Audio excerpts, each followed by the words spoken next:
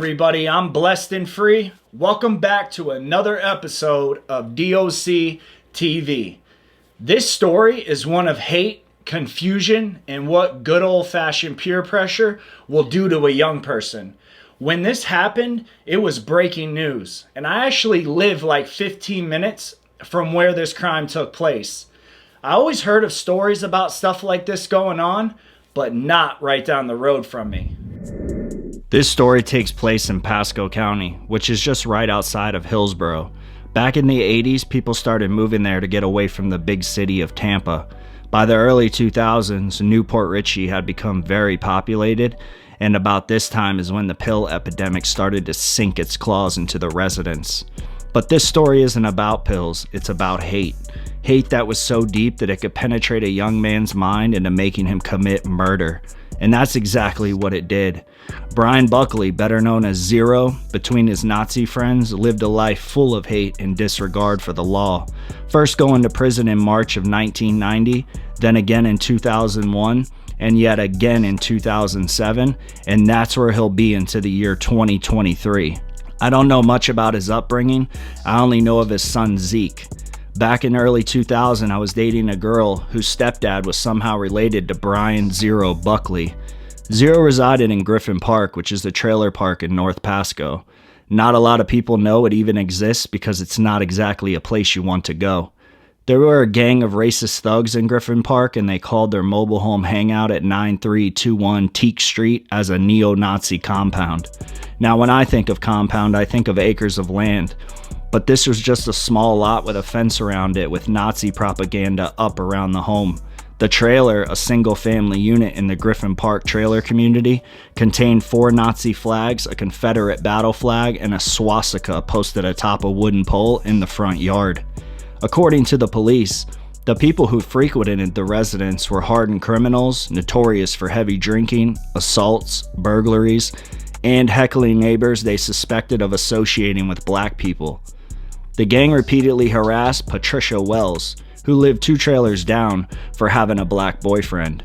On March 7th, Brian Zero Buckley, the leader of the Teak Street neo-Nazis, broke into Wells's home after chasing her and banging down her door, but no one was injured.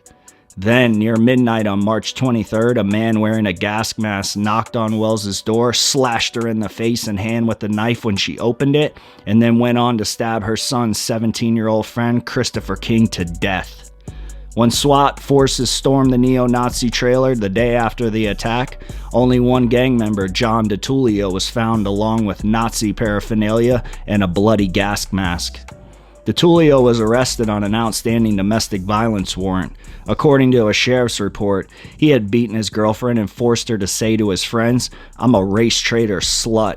Police later arrested Buckley for the March 7th break-in and gang member Sean Plott for outstanding warrants, and the gang's treasurer Cody Patnode for violating probation by smuggling contraband into the county jail. All 4 were suspects in the assault and murder, but none were immediately charged. Patnode was released, but the others remained in jail at press time, including Plott, who was beaten by black inmates who took exception to his neo-Nazi tattoos. The compound had been shut down, and there's been no significant neo-Nazi activity in the Griffin Park neighborhood since the murder and subsequent arrests. Further investigation of this group, investigators have turned up no evidence the Teak Street Nazis were part of any larger hate group. They weren't card-carrying, sworn to allegiance men of any particular organization. Rather, they were just a group of individuals that had the same type of ideology. Ditullio, 24, faces life in prison or the death penalty for killing Christopher King, 17, and injuring Patricia Wells. Ditullio was living with a group of American Nazis who hated Wells for having black boyfriends and a gay son. King, who was also gay, was a friend of the son. Ditullio has the words "fuck you" and a swastika on his neck and barbed wire running down the side of his face. Circuit Judge Michael Andrews agreed with Ditullio's lawyer to have a court-paid makeup artist cover them up each day so the jury would focus on the evidence and not the tattoos. Now, I don't know how I feel about this. They are permanently on him, and hiding them could give the jury a different representation of just who John Ditullio really is. But at the same time, I think he just got these tattoos thinking it would make him look hard. On March 23, 2006, authorities said Ditullio put a gas mask on, broke into Wells' home, attacked her with a knife. She escaped with injuries to her face and hands, but King died from his stab wounds that were to his skull. John Ditullio was arrested and booked into Land O'Lakes jail in Pasco County, Florida, where he was classified into Alpha Dorm, which is for high-profile cases, protective custody, and for the jail's troublemakers. This is where he began his plans for his jail stay to just be a visit rather than his home. John Ditullio and another inmate whose full name was never released by authorities used smuggled saw blades to breach the cell. Torn sheets were made into a rope, then once past the walls and fences came the final touch. Blue jail coveralls were worn to look like regular clothes, like shorts and a vest. Just about the only thing missing was the Shawshank Redemption style narrator, but that's where I come in. Ditullio was later charged with attempted escape, a second-degree felony. That is the least of his legal woes, though. But the confidential informant who unraveled the plot said the two worked together. He told deputies Ditullio and Tenner spent a week in May cutting the hole behind the metal toilet. They wrapped the blades with their shirts so they would protect their hands. The informant said that both men said why they were doing it. They just didn't want to go to prison, and neither did the informant. After deputies were tipped off, inmates were evacuated from the 300 block of Alpha. First out were the red dots, the most dangerous inmates. They wear red, not blue coveralls. Other inmates like Ditullio and Tenner were sent out to be strip searched. When a deputy asked Ditullio what was going on, he replied, "I was trying to escape. Oh, I mean an alien was cutting a hole in the side of my toilet." There was a lot more though than just a hole in A316. Deputies needed x-ray machines to find everything. The hole was 18 by 7.5 inches. A section of the stainless steel toilet had been sawed through and peeled back from the concrete wall. The hole led to a crawl space behind a cell. A 22-foot rope made from the torn sheets, twisted into braids and tied together, was found in the top bunk, Tenner's bunk. It would have assisted the suspects in climbing down the pipe chase. The remnants of jail suits were found in both bunks, altered to look like civilian clothes. More sheets were hidden in the beds. The vent above the sink was cut at the bottom, allowing it to swing open right into the pipe chase.